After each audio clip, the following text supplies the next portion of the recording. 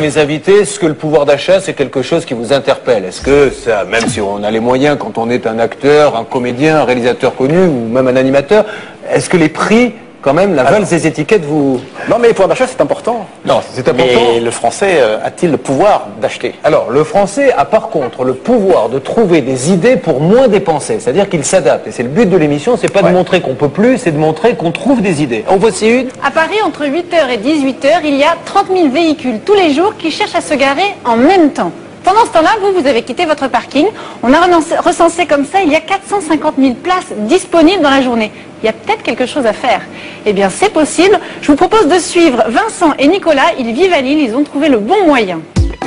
Une place de parking, ça ne fait pas rêver et pourtant ça peut rapporter gros. Direction Lille, chaque mois, Vincent sous-loue sa place de stationnement qui reste vide aux heures de bureau. Alors mon parking il est là, donc c'est la 13 entre les deux voitures. Puis alors comme on voit là aujourd'hui par exemple, on est aux heures de bureau, en fait le parking est pratiquement vide, hein. Les gens ils sont tous partis et ils pourraient tous faire du co-stationnement en fait, je me rends compte. Donc c'est une bonne idée, hein. Je vais peut-être le conseiller à mes voisins. C'est sur internet que Vincent a trouvé le bon plan. Comment ça marche? Comme un site de rencontre, mais au lieu de trouver l'âme sœur, c'est une place de parking qui vous attend. Vincent a souscrit un abonnement de 20 € pour un mois et a trouvé Nicolas qui est ravi. J'en avais un peu marre de tourner 20 minutes, une demi-heure tous les matins près de mon travail. J'ai normalement un budget de 100 € par mois pour me garer sur l'île. Et donc là, la place me coûte 65 € par mois. Avec cette solution, Nicolas économise donc 35 € par mois, soit 420 € par an. Et donc pour lui c'est intéressant parce que s'il devait se garer sur la voie publique, ça lui coûterait plus cher. S'il allait dans un parking public, ça lui coûterait plus cher. En fait c'est gagnant-gagnant. Nicolas a fait le bon choix et il n'est pas le seul. En seulement 6 mois d'existence, ce site internet a eu plus de 3000 adhésions. Par exemple, sous-louer son parking rapporte 800 € à Lille, à Paris 2000 € et 1000 € à Marseille, de belles sommes pour un loueur. Et pour la personne qui loue une place de parking, c'est également très économique, puisque comme je vous l'ai dit, il n'y a plus de contraventions à payer, il n'y a plus de parc-mètres à payer, vous faites des économies de carburant. Un système économique mais aussi écologique, moins de pollution et aussi moins de stress. Près de 2000 € par an, hein. On peut arrondir ces fins de mois. Et Pascal, qui était très attentif à ce reportage, a bien noté les intonations de la voix du narrateur et il est assez fan de ce genre d'intonation. Oui, parce que c'est toujours les mêmes intonations. C'est un rêve qui a vite tourné au cauchemar. Voilà.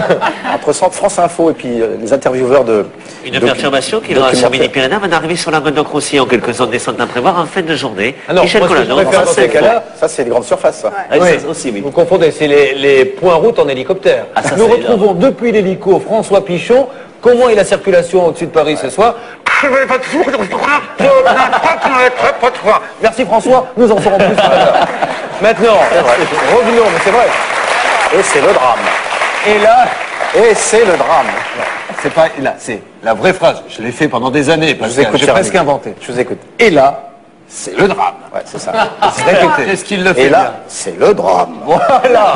Parce que, et là, ce sont des économies. Alors, mais revenons pas au des pouvoir économies d'achat. pour tous. Bien, bien. Pas mal. T'as vu, hein, elle raccroche le Donc en wagon. tout On va cas, si tous vous, parler avez, comme ça. voilà, si vous avez un parking, vous pouvez gagner de l'argent en le sous-louant. Et si vous n'en avez pas, vous pouvez faire des économies en sous-louant le parking de quelqu'un d'autre. Mon voisin s'est dit, mais est-ce que c'est bien légal? Eh bien oui, c'est légal. On peut sous-louer sans garage, là, sans Normalement, emplacement. on n'a pas le droit de sous-louer quelque chose, sauf autorisation express du bailleur, et à condition que ce soit écrit. Mais un garage, on a le droit. Alors, on a parlé de parking. Maintenant, on entend dire, depuis très longtemps, il faut investir dans les parkings, c'est ce qu'il y a de plus rentable, c'est mieux qu'un appartement. Vous avez mené votre petite enquête. Franca, Pascal m'a confié qu'il avait 2-3 sous à placer. Il voudrait savoir si investir dans un parking, c'est rentable. C'est intéressant d'investir dans un parking parce que à partir de 10-15 000 € en province, selon les quartiers, entre 15 et 60 000 € à Paris, on investit dans un parking. Donc déjà, c'est beaucoup moins cher que d'investir dans un appartement. L'évolution de la valeur de ce parking, c'est grosso modo la même que l'évolution d'un bien immobilier, quel qu'il soit. La valeur du parking évolue avec la valeur de l'immobilier. Mais il y a un gros avantage, c'est que votre locataire dans un appartement ou dans une maison, lorsqu'il ne paye plus les loyers, vous savez à quel point il est difficile de le mettre dehors.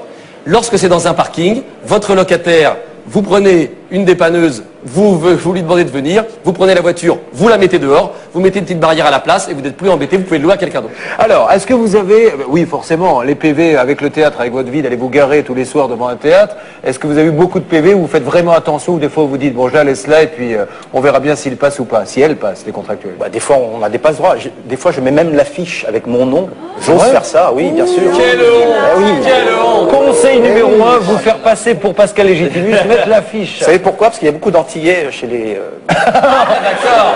On va en faire un sketch, c'est ça, avec le plan de sympathie.